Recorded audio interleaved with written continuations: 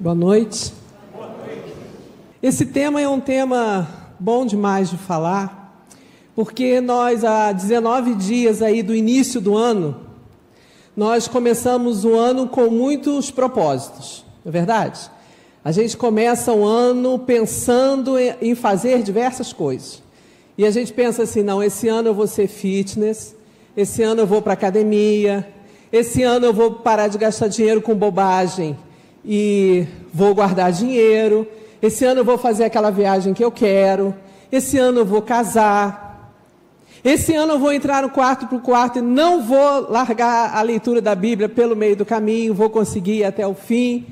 E são vários planos. As academias nesse início de ano estão lá lotadas de pessoas que começaram esse plano e infelizmente vão abandoná-lo aí em certo momento, né? É assim nas faculdades, é assim nos cursos. As pessoas começam, as turmas começam enormes e durante um ano aquilo vai se esvaziando. É importante que a gente tenha esses propósitos. E eu gosto muito do versículo de 1 Coríntios, capítulo 15, versículo 58, que muitos de nós sabemos de cor. E eu queria que nós falássemos esse versículo, se você não conhece, abre a sua Bíblia aí, para que nós possamos ler juntos esse versículo da Palavra de Deus. Vamos falar com vontade? Portanto, meus amados irmãos, sede firmes e constantes e sempre abundantes na obra do Senhor, sabendo que o vosso trabalho não é vão no Senhor. Esse versículo ele é o final do capítulo 15, que Paulo traz falando sobre a ressurreição. Ele diz para o povo o seguinte: olha, se não há ressurreição, em outras palavras, nós estamos aqui perdendo nosso tempo. A ressurreição é o grande diferencial aí da fé cristã. E ele reforça isso durante todos os versículos, falando sobre essa esperança, sobre essa certeza.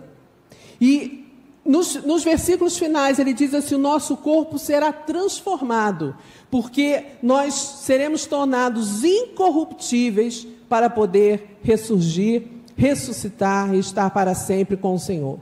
Ele traz uma mensagem de esperança, e ele não queria que o povo, os coríntios, mas também a cada um de nós, perdessem isso de vista.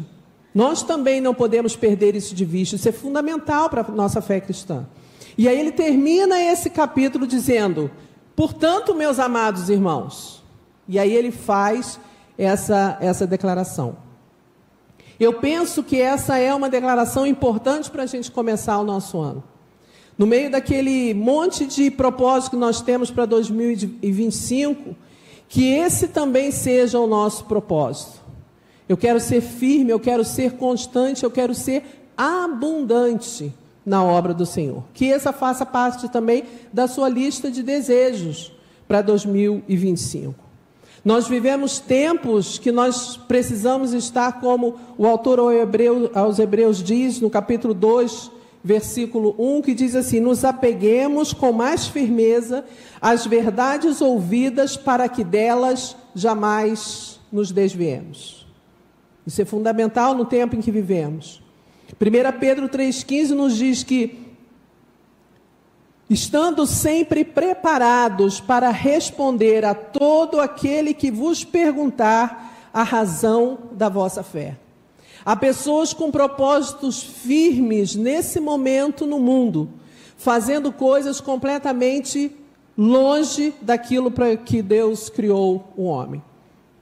Nós recebemos notícia, por exemplo, das juntas de missões mundiais, que as igrejas que estavam trabalhando numa certa região com o PEP, que é um trabalho que é feito com crianças a partir de até 8 anos.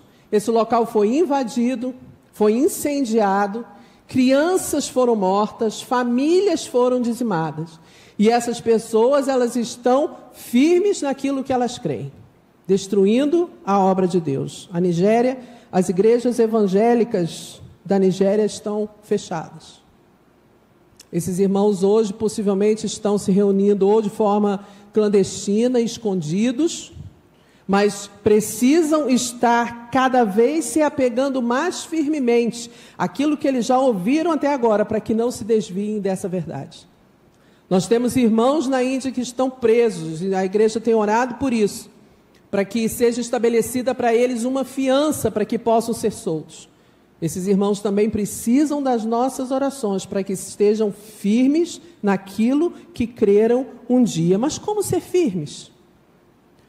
Como ser firmes? Primeira coisa, nós temos que construir a nossa fé sobre bases sólidas. Não dá para construir a nossa fé em cima de falácias, em cima de coisas que nós temos visto que tem surgido. Se a nossa casa, como o Senhor Jesus disse, não for construída na rocha, quando vier a dificuldade, quando vier o problema, e todos nós estamos sujeitos a todo tipo de problema, quando vier nós não vamos suportar. A nossa fé, a nossa firmeza vai embora porque não está firmada naquilo que tem que ser. A sua fé tem que estar firmada na pessoa de Cristo, no Evangelho de Cristo, porque isso não muda de jeito nenhum, apesar das pessoas dizerem que essa mensagem é ultrapassada, que a Bíblia precisa ser atualizada. Aqueles que creem de verdade sabem que não é nada disso. Essa é a mesma artimanha do diabo, essa história é velha. Foi a mesma coisa que ele falou lá no Éden. Não foi nada disso que Deus disse, tentando torcer a palavra de Deus. A estratégia dele é exatamente a mesma. Não foi nada disso que ele falou, não. Não foi tentando torcer, tentando mudar tudo isso. E tentando trazer o homem para o centro de todos os acontecimentos. Outra coisa para nós sermos firmes, nós precisamos conhecer ao Senhor a quem servirmos. Gente, não tem como amar a uma pessoa que você não conhece. Como que você serve a uma pessoa que você não conhece? Como você faz as coisas de forma prazerosa para aquele que você não ama? E não tem como amar a quem a gente não conhece. Precisamos conhecer ao Senhor. Precisamos conhecer ao Senhor através da palavra, através da oração, através daquilo que nós vivemos como nosso testemunho pessoal, como testemunho de outras pessoas, como nós vimos a nossa irmã falando aqui sobre a cura da sua mãe. E nós temos a oportunidade de ver como Deus continua agindo no meio do seu povo, como os milagres continuam acontecendo da mesma forma. Há pessoas que acham que o tempo de milagres acabou e não acabou. Um dos maiores milagres que se processa na vida de cada um de nós é quando reconhecemos, abandonamos o pecado e reconhecemos que precisamos de salvação. Esse é um grande milagre. Quando as escamas são tiradas dos nossos olhos, quando nós passamos a crer e ver as coisas através de uma ótica espiritual e deixamos de ser carnais, esse é um grande milagre, isso quando acontece na nossa vida. Nós sabemos disso. O que se processa em nós é tremendo. Eu lembro do meu período de conversão aos 20 anos. Havia um rebuliço dentro de mim acontecendo. Eu nunca tive contato com a Bíblia, eu nunca tive contato com o povo evangélico, nada. E quando eu comecei a aprender, quando eu comecei a ler, aquilo foi se transformando em uma coisa maravilhosa. Eu queria que todo mundo soubesse. Eu queria que todos vissem em mim o que estava acontecendo. Eu queria que eu pudesse externar aquilo. E eu pensava, será que as pessoas já conseguem perceber que eu mudei? Porque eu mudei tanto. Isso é maravilhoso quando isso acontece na nossa vida. Para ser firme também, nós temos que nos apegar às promessas de Deus. Por isso que temos que conhecer a palavra do Senhor. Porque como que nós vamos conhecer as promessas se nós não lemos a sua palavra? O Senhor diz, aquele que vem, virá e não tardará. E nós temos que estar firmes, tendo essa certeza, sabendo que Deus tem para nós propósitos eternos. Deus é o dono da história, é o dono do mundo, é o dos reinos, é o dono de cada um de nós. E o Senhor não perdeu a mão na história. Se você acha que está tudo desgringolado e que Deus perdeu essa história, perdeu o controle, fique tranquilo porque Ele não perdeu. a fé e a esperança, elas são fundamentais para a nossa fé cristã. A fé é acreditar naquilo que foi prometido e que a gente não vê. É coragem de acreditar. Né? Muitas vezes contra todas as possibilidades, contra tudo que está acontecendo, contra tudo aquilo que nós vemos, mas nós cremos. Mas como que você sabe? Eu creio. É algo que se processa de forma interna. Não tem como ninguém tirar da gente. É como diz a palavra de Deus, certeza de coisas que se esperam, convicção de fatos que não se veem. A fé, ela diz respeito ao tempo presente. É crer como se aquilo já tivesse acontecido. Olha que maravilha. É por isso que é tão importante esse fechamento que Paulo faz aqui em 1 Coríntios 15, quando ele apresenta a ressurreição de Cristo e diz assim, nós também estamos nessa. Nós não estamos fora desse negócio, não, nós vamos fazer parte disso. Então sejam firmes. E é por isso que nós precisamos da fé, que é crer dessa forma. Estar firme é não ser sujeito à mudança, é ser fiel, é ser leal. Mas nós temos um outro mandamento aqui, que é ser constante. Eu não sei vocês, mas eu acho muito ruim lidar com gente inconstante, né? E todo mundo conhece alguém que é meio inconstante. Gente que um dia chega, te abraça, te beija, te pega no colo, te joga para cima e diz que você é lindo. E no outro dia passa e finge que não te vê. Muitas vezes, esses são os exemplos clássicos de pessoas inconstantes. Mas muitas vezes nós podemos experimentar essa inconstância na nossa vida espiritual. Às vezes nós estamos igual Elias no dia que matou os 400 profetas, cheio de força. E às vezes nós estamos igual Elias, lá dentro da caverna, não quero que ninguém me veja, eu não quero falar com ninguém. Essa inconstância, e o sentido aqui é muito interessante, porque é o seguinte, é persistência, é estar inamovível. Fique aí, não se mexa, fique plantado e não permita que te removam do teu lugar. Não fuja do seu chamado. Não fuja daquilo que Deus tem falado ao seu coração. A gente sabe que muitas e muitas pessoas recebem um chamado de Deus. E eu não estou falando de nada grandioso. Muitas vezes um chamado somente para entregar, para começar a sua caminhada cristã, entregar a sua vida a Cristo. E ela resiste. Eu me lembro porque eu resisti durante muitas mensagens. Eu acho que eu ouvi antes de tomar a minha decisão. Eu acho que eu ouvi umas 5 mensagens antes de tomar a decisão. Mas no dia que eu tomei a minha decisão por Cristo, que eu reconheci a minha situação, eu estava sentada no banco, o meu coração estava batendo na cabeça. Bum, bum, bum, bum. E eu pensando assim, eu tenho que ir lá na frente. Né? O pastor fazendo apelo, e eu falei assim, eu tenho que ir lá na frente. O meu dia de decisão tem que ser hoje. Então não fuja disso. Não abandone aquilo que Deus tem para você.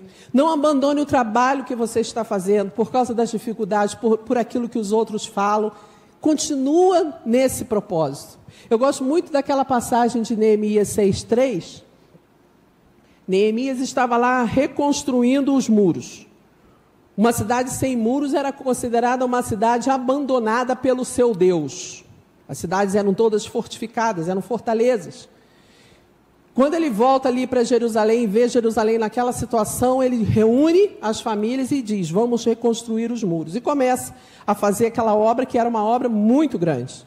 Alguns muros tiveram que ser construídos desde a fundação. E quando a gente fala de muro, não é os nossos murinhos que nós conhecemos, não. Eram fortalezas enormes, altíssimas, que passavam até carruagens, né, em cima. Então era algo tremendo. E aí Tobias e Sambalate o tempo todo querendo desanimá-lo. Isso aí não vai durar nada. Na hora que construir esse muro, uma raposa vai passar em cima e vai destruir isso aí. Como ele viu que o falar, que o atacá-lo não resolveu, ele resolveu fazer o seguinte, Neemias, manda Neemias vir aqui.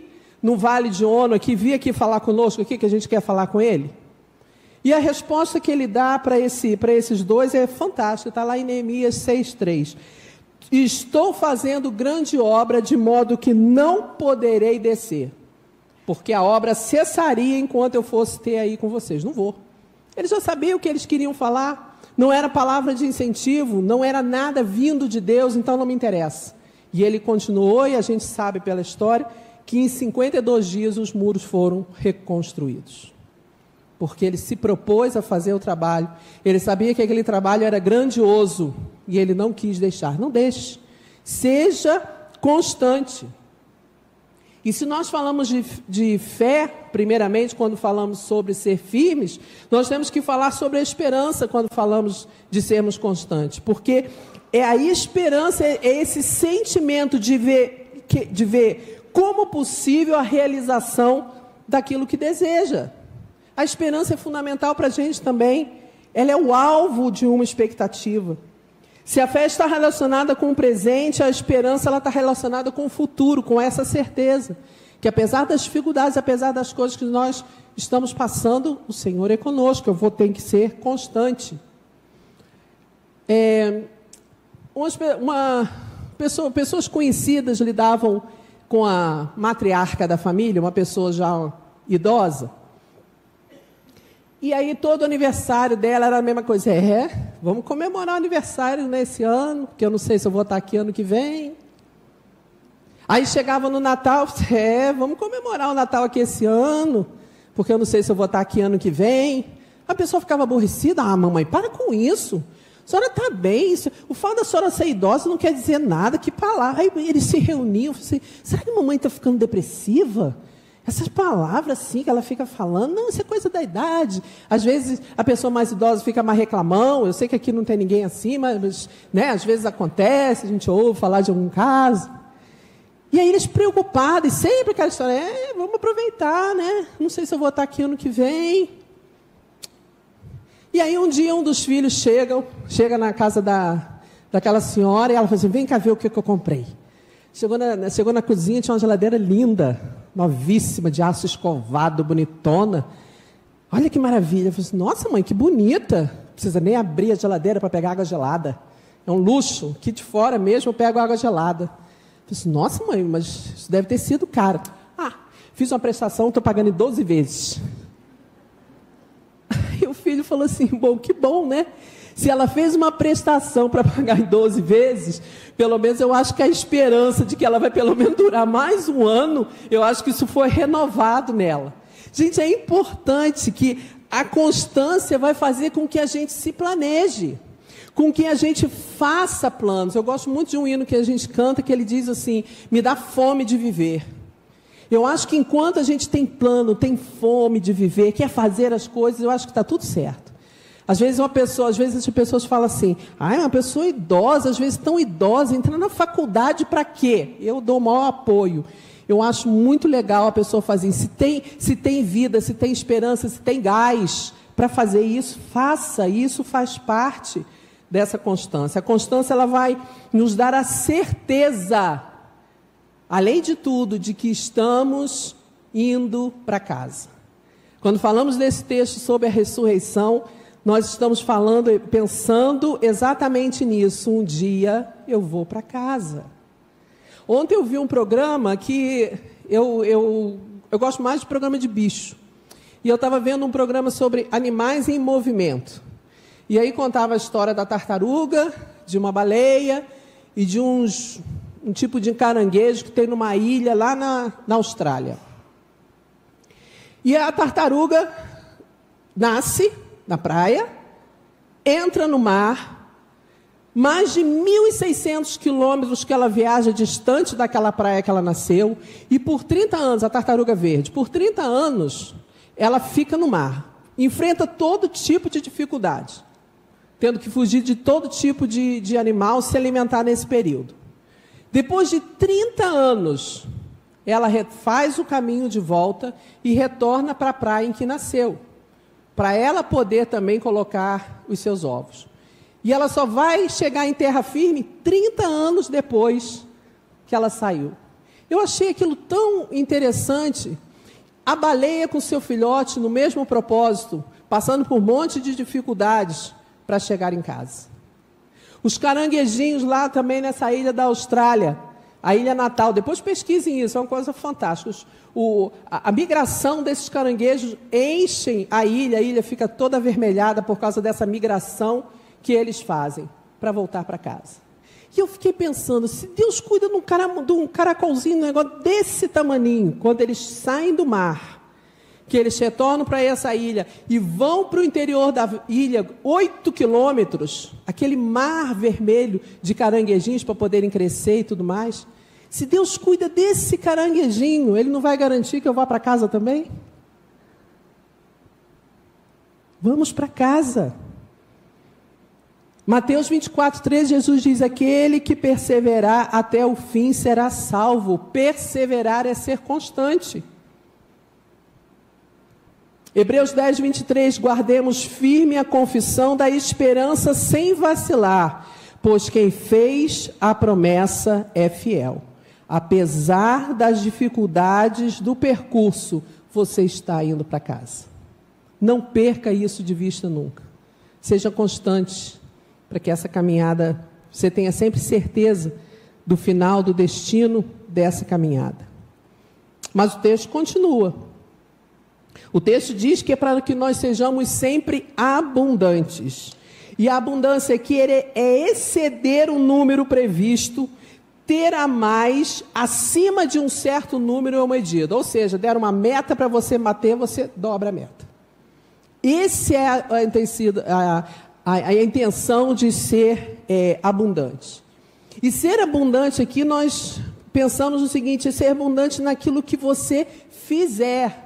E a abundância, muitas vezes, ela não está relacionada à quantidade, mas está relacionada, muitas vezes, à qualidade daquilo que você faz. Você pode ser abundante, ainda que você faça pouca coisa, mas quando faz aquilo muito bem feito, muito encorpado.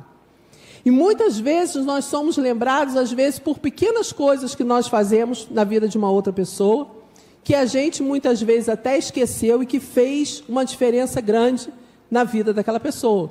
O pastor Renato, esses dias, estava contando sobre a história de um vizinho que morava próximo à sua casa e que os irmãos fugiam para a casa desse vizinho.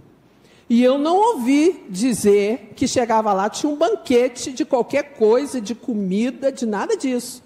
Aquele homem dava colo, aquele casal dava amor, e foi isso que marcou a vida dele e dos irmãos. Porque é assim, às vezes a pessoa, eu tenho certeza que já aconteceu com você, fala assim, puxa, você me abençoou com aquela palavra que você me disse, com aquela coisa que você me orientou, com aquela oração que você fez por mim, e às vezes você pensa assim, eu nem lembro mais que eu tinha falado isso. E ser abundante é isso. Se você quer ser abundante, faça aquilo que você tiver para fazer, mas faça aquilo bem feito. Faz com amor, faz com alegria. Porque Deus não aceita aquilo que a gente faz de má vontade. A gente tem que tomar muito cuidado, às vezes, com o ativismo. Às vezes a pessoa acha que ser abundante é ela participar de tudo. Ela ficar aqui de domingo a domingo dentro da igreja, fazendo um monte de coisa, correndo igual uma barata tonta para um lado e para o outro. E será que a pessoa está fazendo aquilo de verdade? Será que está fazendo com amor? A gente tem que avaliar muito isso. Isso é muito importante porque eu sempre falo isso porque eu acho que tudo que a gente faz de boa vontade, ele tem um outro sabor. Eu falo que até uma panela de arroz que a gente faz de má vontade fica ruim, porque eu considero arroz uma das coisas mais fáceis de fazer na cozinha. Então eu sempre digo, gente, até uma panela de arroz que você faz de má vontade, aquilo vai ficar ruim. Então, se está pesado, se está difícil, não faça. Mas se for com alegria, se for com amor, se for entregando o seu coração, faz mesmo. Porque, olha só, Deus não fica em dívida com ninguém. Quando nós fazemos nessa abundância, com amor, com alegria, dentro daquilo que o Senhor conhece que é a nossa limitação, vai acontecer o que está em Lucas 6,38. Eu gosto demais desse versículo, e agora que o pastor Renato estabeleceu que é a teologia do saco da pipoca, eu gosto mais ainda. Porque eu sempre pensei nesse versículo sobre esse prisma, que ele diz: dai-lhe e será dado, boa medida, recalcada, sacudida, transbordante, generosamente vos darão, porque com a medida com que tiverdes medido, vos medirão também. Eu acho isso fantástico. E eu sempre penso nessa medida que Deus nos dá, porque a gente às vezes pede uma coisa e Deus vem com essa medida recalcada, sacudida para caber mais. Né? Igual o saquinho de pipoca, a gente fica torcendo para sacode que dá mais aí, hein? Né? Esses dias eu parei para comer uma pipoca, que eu adoro pipoca doce. E a mulher estava nesse processo, eu lembrei desse versículo, falei, pode sacudir, que cabe mais pipoca aí, né? Faça isso e o Senhor vai te recompensar. Porque ele faz a finalização desse versículo dizendo, porque para o Senhor nosso trabalho não é vão. Ou seja, Deus vê o que nós fazemos. Às vezes quando eu me aborreço no meu serviço, quando eu vejo alguém aborrecido, que às vezes de alguma forma foi injustiçado, diz que a pessoa não fez uma coisa que ela fez, ou ela fez, dizendo que ela fez uma coisa de forma relaxada, que a gente vê que ela se dedicou, eu sempre falo assim, gente, não fica assim não, Deus está vendo. E muitas vezes, quando eu me senti assim, eu falei assim, Senhor, o Senhor está vendo. E essa deve ser a nossa intenção mesmo, o Senhor está vendo. Então, quando você fizer alguma coisa, como diz Colossenses 3:23, tudo quando fizerdes, fazei-o de todo o coração como para o Senhor, e não para homens, cientes de que recebereis do Senhor a recompensa. A Cristo, o Senhor, é quem estáis servindo. Então, se você está fazendo alguma coisa, e se de alguma forma você se sente injustiçado, e se você acha que não está vendo, ele está dizendo, nós não fazemos nada para os homens, nós servimos ao Senhor. Então, faça com amor, faça bem feito. E eu tenho certeza que se nós pensássemos nisso, no nosso dia a dia, o nosso trabalho, o nosso lidar com as pessoas, seja onde for, seria muito melhor. Porque nós estaríamos com essa perspectiva, eu não estou fazendo isso para ninguém, eu estou fazendo para Deus. E aí quando você faz para Deus, se você ama esse Deus, se você quer agradá-lo, certamente você vai fazer de uma forma que vai impactar a sua vida, vai atingir ao Senhor e vai impactar as vidas das pessoas que te cercam também. E eu acho que o mundo precisa mais disso. Infelizmente, a gente vê muitas pessoas fazendo as coisas de forma muito relaxada. Muito relaxada, infelizmente. A gente lida com pessoas que às vezes estão trabalhando, mas não estão comprometidas com o que estão fazendo. Estão no trabalho, muitas vezes, com pensamento em outras coisas. E não têm a intenção de ajudar, de somar, de acrescentar na vida de ninguém. Então, se nós, como filhos de Deus que somos, se nós tivermos essa mentalidade no trato com as pessoas, no local onde estamos inseridos, certamente nós vamos ser um diferencial. E o mundo precisa disso. O mundo precisa ver cada vez mais a luz do Senhor nas nossas vidas. Para terminar, vamos ler juntos 1 Coríntios 16, versículos 13 e 14. Olha aí o que a palavra de Deus nos diz, ainda um pouquinho à frente do texto que nós lemos. Vamos ler bem forte? Estejam alertas, fiquem firmes na fé, sejam corajosos, sejam fortes, que tudo o que vocês fizerem seja feito com amor. Que esse possa ser o nosso objetivo para 2025. Amém? Que Deus nos abençoe.